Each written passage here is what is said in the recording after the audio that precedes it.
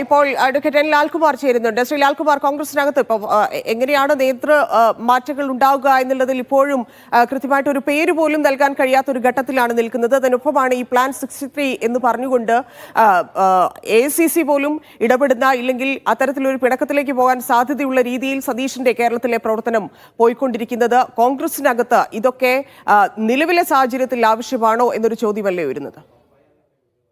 കോൺഗ്രസിനകത്ത് ആവശ്യമുണ്ടോ ഇല്ലയോ എന്നുള്ളത് കോൺഗ്രസ് തീരുമാനിക്കേണ്ട ഒരു കാര്യമാണ്. നമ്മളെ സംബന്ധിച്ചിടത്തോളം അതിനകത്ത് കോൺഗ്രസിന്റെ അഭിപ്രായം പറയാൻ പറ്റില്ല.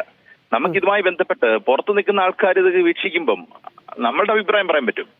നോക്കൂ, കഴിഞ്ഞ കുറച്ച് കാലങ്ങളായി കോൺഗ്രസിനകത്ത് അല്ലെങ്കിൽ ഉമ്മൻചാണ്ടി എന്ന ഒരു വലിയ നേതാവിന്റെ കടന്നുപോക്കിന് ശേഷം കേരളത്തിൽ സംഭവിച്ചിരിക്കുന്നത് ഗ്രൂപ്പ് സമവാക്യങ്ങളിൽ വലിയ വ്യത്യാസം വരികയും ചെന്നിത്തല എന്ന് പറയുന്ന ആള് അപ്രസക്തനാകുകയും ചെയ്തു.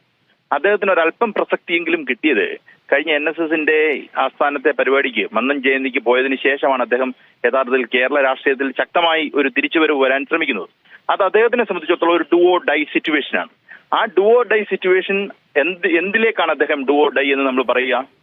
He is not going to get an opportunity to become the CM if he is not acting now എന്ന് പറയുന്ന അവസ്ഥയാണ്. അദ്ദേഹം ഇപ്പൊ ആക്ട് ചെയ്തില്ലെങ്കിൽ അദ്ദേഹം CM ആകാനുള്ള അല്ലെങ്കിൽ CM കാൻഡിഡേറ്റ് ആകാനുള്ള എല്ലാ സാധ്യതകളും ഇല്ലാതാകുന്നു.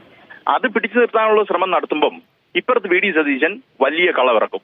ആ കളങ്ങളാണ് നമ്മൾ കണ്ടുകൊണ്ടിരിക്കുന്നത്. അല്ല ഇത്ര ധൈര്യത്തിൽ VD സതീശൻ അങ്ങനെ ഒരു പ്ലാൻ നടത്തുന്നുണ്ടെങ്കിൽ, അങ്ങനെ ഒരു സമാന്തര സർവേ അവിടെ നടത്തിയിട്ട് ഈ പറയുന്ന 63ലേക്ക് ഫോക്കസ് ചെയ്തിട്ടുണ്ടെങ്കിൽ അടുത്ത ഭരണം എന്നുള്ളത് കയ്യിൽ ഒതുക്കാം എന്നൊരു ആത്മവിശ്വാസം കൂടിയാണ് അവിടെ. അപ്പോൾ സ്വാഭാവികമായിട്ടും ഹൈക്കമാൻഡ് അതിനെ സപ്പോർട്ട് ചെയ്യുകയും ഇവർ ഉദ്ദേശിച്ച കാര്യങ്ങളിലേക്ക് കടക്കില്ലേ? CPMന്റെ നിലവിലെ ഒരു സാഹചര്യമൊക്കെ വെച്ചിട്ട് CPMന് നിലവിൽ ഒരു സാഹചര്യവും കുഴപ്പമൊന്നുമില്ല. നിങ്ങൾ മാധ്യമങ്ങൾ പറയുന്ന സാഹചര്യങ്ങൾ മാത്രമേ ഉള്ളൂ. കേരളത്തിലെ ഒരു പാർട്ടിയുമായി ബന്ധപ്പെട്ട് കേരളത്തിലെ പാർട്ടിക്ക് അടിത്തറയ്ക്ക് ഒരു പ്രശ്നവുമില്ല. ജനങ്ങൾ വിശ്വസിക്കുന്ന രീതിയിലുള്ള കാര്യങ്ങളുണ്ട്. നമ്മൾ ചില കാര്യങ്ങൾ നമ്മൾ അഡ്മിറ്റ് ചെയ്ത് പോകണമെന്നുണ്ട്. ഈ PPE കിറ്റ് ഉൾപ്പെടെയുള്ള കാര്യങ്ങളിലൊക്കെ നന്നായി പാളി എന്നുള്ളത്. ഏത് പാളിയുന്ന PPE കിറ്റ് വിവാദം ഉൾപ്പെടെയുള്ള കാര്യങ്ങളിൽ അന്ന് പറഞ്ഞതൊന്നുമല്ല വീണ്ടും പറയേണ്ടി വരുന്നത്. ശൈല ടീച്ചർക്ക് പോലും കാര്യങ്ങൾ മിണ്ടാതിരിക്കേണ്ട അവസ്ഥയിലേക്ക് എത്തി കാര്യം. അതെ, അടുത്ത തെരഞ്ഞെടുപ്പ് എന്ന് പറയുന്നത് ഈ ഒരൊറ്റ വിഷയമോ അല്ലെങ്കിൽ ഇവിടെ നിന്ന് മാധ്യമങ്ങൾ ഉയർത്തി കാണിച്ച ഒന്നോ രണ്ടോ വിഷയങ്ങളെ മാത്രം ചർച്ച ചെയ്തുകൊണ്ട് പൊതുതെരഞ്ഞെടുപ്പിലേക്ക് പോവുകയും ആ പൊതുതെരഞ്ഞെടുപ്പ് ആ നറേറ്റീവിനനുസരിച്ച് 140 മണ്ഡലത്തിൽ വോട്ട് ചെയ്യുമെന്ന് നിങ്ങൾക്ക് വിശ്വസിക്കാൻ പറ്റുമെങ്കിൽ നിങ്ങൾ വിശ്വസിച്ചോളൂ. ഞാൻ വിശ്വസിക്കാൻ തയ്യാറില്ല. ലൈനിൽ തുടരാമോ?